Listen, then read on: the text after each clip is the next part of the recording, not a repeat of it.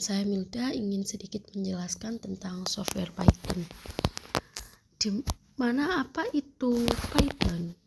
Jadi bahasa pemrograman Python ini adalah bahasa pemrograman tingkat tinggi yang dapat digunakan untuk berbagai hal, mulai dari pembangunan website, menganalisis data, scripting, hingga pembuatan game. Bahasa pemrograman Python ini bersifat open source atau gratis sehingga dapat digunakan secara gratis untuk pemula dan juga mudah untuk dipelajarinya. Selanjutnya ada fitur utama dari bahasa pemrograman Python. Yang pertama ada bahasa tingkat tinggi. Maksudnya adalah bahasa pemrograman yang mudah dipahami oleh manusia karena sintaksnya dan perintahnya menyerupai bahasa sehari-hari. Ada juga mudah diintegrasikan. Artinya, bahasa pemrograman Python dapat terhubung atau bekerja bersama bahasa pemrograman lainnya dari berbagai teknologi. Ada juga sintaks simple dan mudah dibaca. Artinya, sintaks bahasa pemrograman Python ini dibuat secara ringkas, jelas, dan menyerupai bahasa manusia. Ada juga multi-paradigm atau bisa dikatakan multi-paradigm language. Artinya bahasa pemrograman Python ini mendukung lebih dari satu paradigma pemrograman, yaitu bisa prosedural, object oriented atau OOP, dan juga fungsional, memakai fungsi sebagai elemen utama. Ada juga komunitas besar dan open source. Maksudnya adalah bahasa pemrograman Python ini bersifat open source, artinya gratis dan bebas dimodifikasi oleh siapa saja. Nah, komunitas pengembangannya sangat luas di seluruh dunia. Selanjutnya ada juga kelebihan dari bahasa pemrograman Python. Yang pertama ada sintaksnya sederhana dan mudah dibaca. Ada juga komunitas besar dan dokumentasinya lengkap. Yang ketiga banyak library untuk data science, web, AI, dan lainnya. Cocok juga untuk pemula dan profesional, mendukung pengembangan cepat atau rapid development. Selain kelebihan, ada juga kekurangan bahasa pemrograman Python. Di antaranya adalah lebih lambat dari bahasa kompilasi, kurang cocok untuk aplikasi mobile, penggunaan memori lebih besar, dan juga kesalahan saat runtime dan distribusi aplikasi lebih sulit. Baik, di sini dengan saya Milda Nurul Fadila dari kelompok 4 ingin sedikit menjelaskan penyelesaian ANOVA menggunakan kode Python. Pertama-tama di sini saya sudah membuat kodenya. Pertama-tama saya mengimport 3 library penting. Yang pertama ada Pandas. Pandas ini digunakan untuk mengelola data dalam bentuk data frame. Selanjutnya ada juga state model dan OLS. Ini digunakan untuk membuat model statistik, khususnya untuk menganalisis ANOVA satu arah. Ada juga saya membuat data di mana di sini ada skor dan juga metode. Ada 30 skor untuk 3 metode. Selanjutnya, untuk memastikan data sudah terbentuk dengan benar, saya menampilkan 5 baris. 5 baris pertama dari data frame. Di sini bisa terlihat bahwa setiap baris berisi nilai skor dan metode pembelajaran yang digunakan oleh siswa tersebut.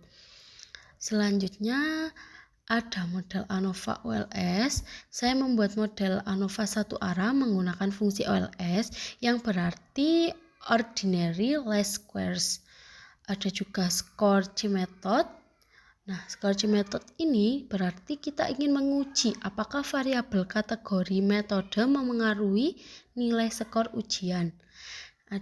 Dan C method ini menandakan bahwa kolom metode adalah variabel kategori, bukan numerik.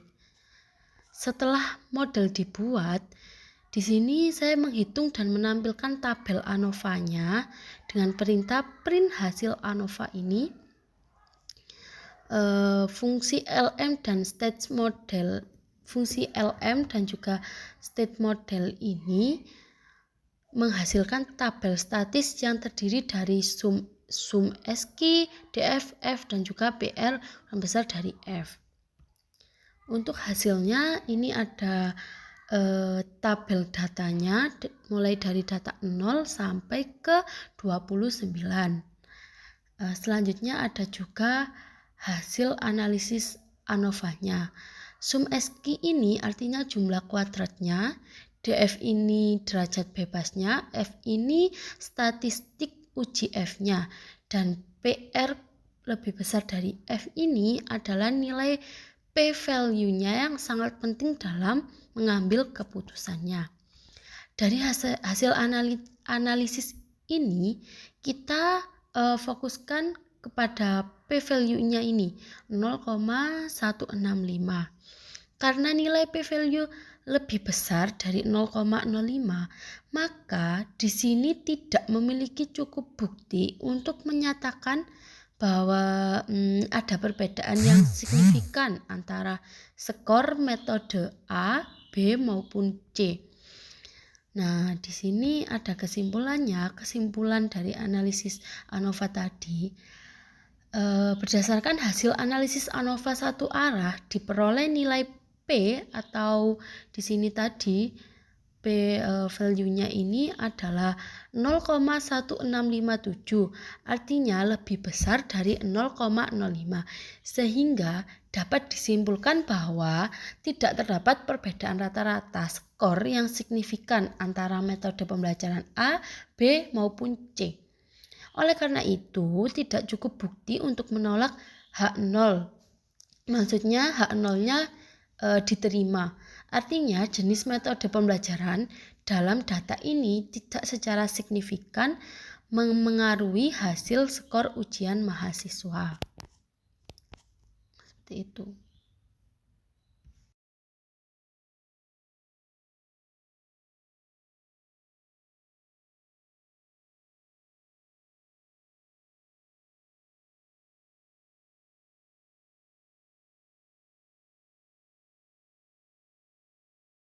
Baik, kali ini saya akan melakukan analisis regresi linear sederhana menggunakan Python. Analisis ini membantu kita memahami hubungan antara dua variabel. Dalam contoh ini kita akan melihat bagaimana biaya iklan mempengaruhi penjualan. Mari kita mulai. Ya, yang pertama menampilkan blok kode pertama yaitu mengimpor semua alat atau library yang kita perlukan. Import pandas as pd. Kita impor pandas untuk membuat dan mengelola data kita dalam format tabel yang rapi yang disebut data frame. Kemudian ada ini import status model API ASSM. Ini adalah library utama kita untuk analisis statistik. Stats model menyediakan banyak fungsi untuk pemodelan statistik, termasuk regresi linear sederhana atau biasa yang disebut dengan OLS. Kemudian ada import matplotlib, pilot AS, PLT. Kedua library ini kita gunakan untuk visualisasi data. Matplotlib adalah library dasar untuk membuat grafik. Sedangkan Seaborn dibangun di atasnya untuk membuat plot statistik yang lebih menarik dan informatif dengan lebih mudah. Kemudian yang tahap kedua yaitu menyiapkan data. Selanjutnya kita siapkan data kita. Data regresi sama dengan ini maksudnya untuk membuat sebuah dictionary Python.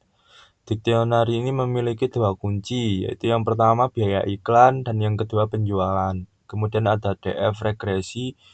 DF regresi ini untuk menggunakan pandas yang sudah kita import tadi untuk mengubah dictionary menjadi sebuah data frame. Bayangkan ini seperti mengubah data kita menjadi tabel di Excel. Kemudian ada print DF regresi. Print DF regresi ini untuk menampilkan tabel data kita di layar agar kita bisa memastikan datanya sudah benar. Dan untuk tahap yang ketiga yaitu untuk menampilkan blok kode ketiga dan output grafiknya. Sebelum melakukan analisis sangat penting untuk melihat data kita secara visual.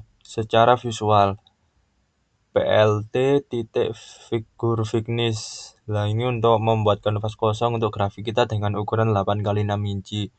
Kemudian ada ASNS titik scatterplot X sama dengan ini untuk membuat scatterplot atau diagram tebar. Sumbu X ini adalah untuk biaya iklan dan sumbu Y adalah penjualan, dan datanya kita ambil dari data frame di DF regresi. Kemudian ada PLT titik title.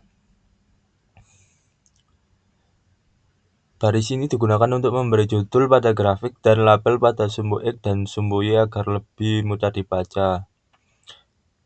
PLT title, PLT label, PLT label itu semuanya sama. Dan kemudian ada PLT grid through.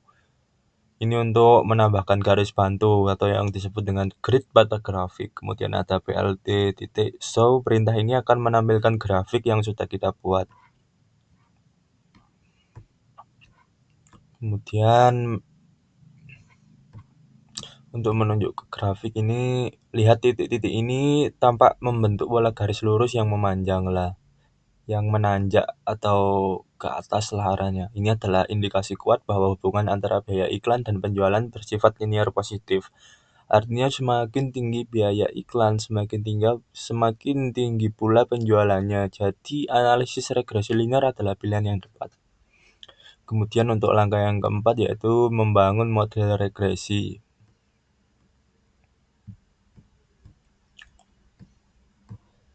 Ini membangun model regresi XSMADD konstan lah. Ini model regresi linear yang memiliki rumus Y.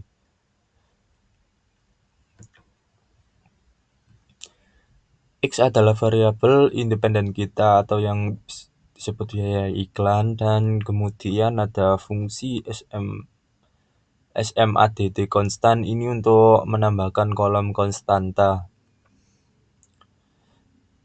Kemudian Y sama dengan DF regresi. Y adalah variabel dependen kita yaitu kolom penjualan, dan kemudian model regresi titik SMOLS ini ya untuk memanggil fungsi ordinary least squares atau OLS dari stats model dengan memasukkan Y target dan X prediktor. Kemudian titik fit ini untuk melatih atau memfitting model ke data kita, artinya ia akan menghitung nilai terbaik untuk konstanta. Kemudian lanjut ke tahap yang kelima. Terakhir ini kita cetak ringkasan hasilnya. Ringkasan ini memberikan banyak informasi, mari kita bedah yang paling penting. R squared, nah ini tertulis